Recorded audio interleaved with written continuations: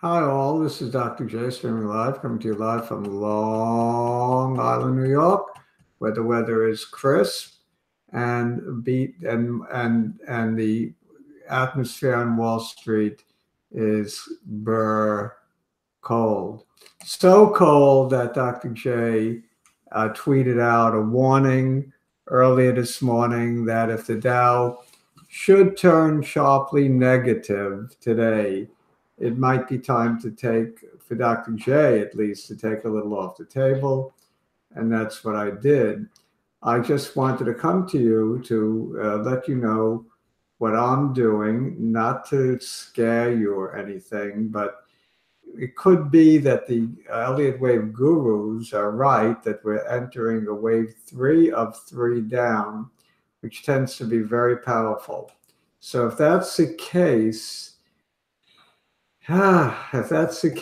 there's more bloodshed on the street ahead, and I want to get out of the way. So I've decreased my holdings almost across the board by about 10%.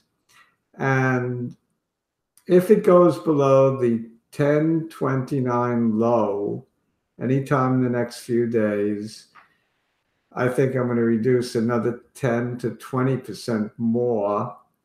So this is just what I'm doing because I'm an old fogey and I don't have a huge time frame. So I'm doing that in my trading accounts and in my 401k account, in my IRA account.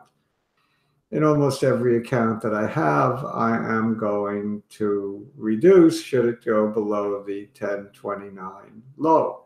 On the other hand, should we get some good news on the economy, I don't know what, but if the market should turn up, then I will slowly add back or stay at my reduced levels because it's a question of tolerance, and I really can't tolerate huge losses now that I just retired. So when it comes to a certain age that you have to be a little more conservative, I think I'm at that age. Having said that, do your own due diligence.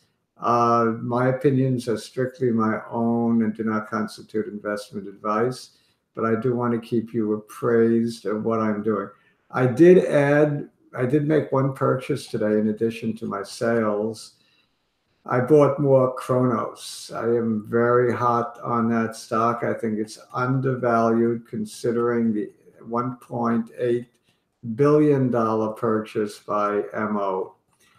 Philip Morris, Altria Group, whatever you want to call it, if they're happy with 45% at 1.8 billion, then doing the arithmetic at 12 and change, Kronos is severely undervalued. So let me just look at the Dow with you. I haven't looked at it in a little bit, in about an hour or so. So we'll update the Dow, and then I'll get back to you later with my biotech report and market wrap for the week. But I thought it was important for me to come on now just to share my sentiment, which unfortunately is not as good as it had been. The key thing with stocks is you can't let your ego get the best of you, and you can't get married to any particular stock. So when you see a turnaround from up 100 to down 400 in just a matter of a short while, as you see on the Dow, that is ominous. Notice the Dow went up to its upper trend line earlier in the morning to a high of 25,095, taking out the high of reaching the gap down from 12.4, surpassing that 25,008 level, which looked very bullish, but then it turned very, very negative, which lends me to believe that what we had was a wave two up that ended this morning and a wave three down that started mid-morning and is continuing. And if that's the case, it will only gain momentum to the downside. So I'm getting out of the way, at least partially out of the way. Let's look at Kronos. Kronos is a stock that intrigues me, along with ACB, which I may take a position in. Kronos, well, what's it doing today? Up 2.25 today. That's not terrible. Let's see how it looks.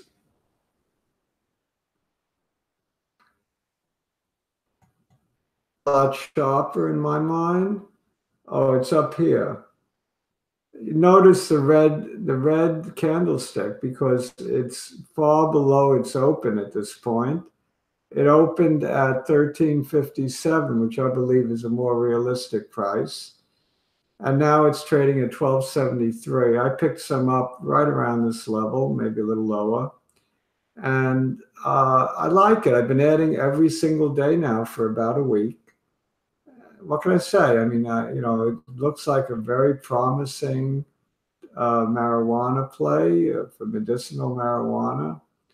So I call it the king of the Canadian pot stocks.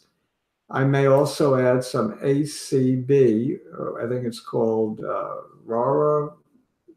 I'm not even sure the name, but that's another one of the big Canadian pot stocks, also listed on the New York Stock Exchange. I'll keep you advised if I do. Meanwhile, I'm going to have to leave for a while, be back later. When I get back, I'll prepare to give my biotech report. And while individual biotech stocks look attractive, the group as a whole is vulnerable. So we'll talk about what kind of stocks to buy in a recessionary economy, which we may find ourselves in within 4 quarters, something like that. That's what the market is telling us anyway. Right now, to me, there's very little signs of recession.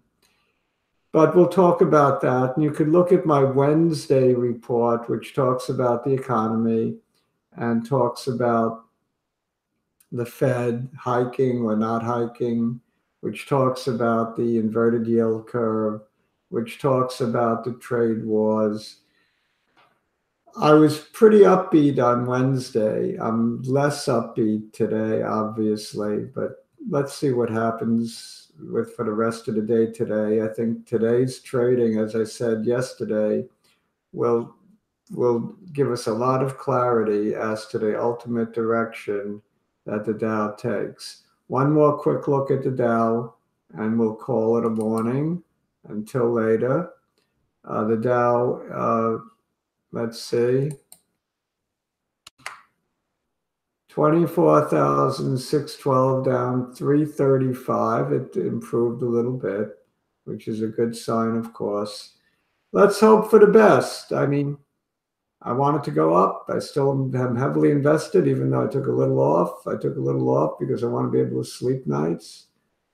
Okay, so that's it for now. I'm going to stop sharing and say sayonara, say shalom, say ciao. This has been Dr. Shaikh, streaming live from Long Island, New York, with a somewhat cautious view on the economy and the markets. Adios, amigos.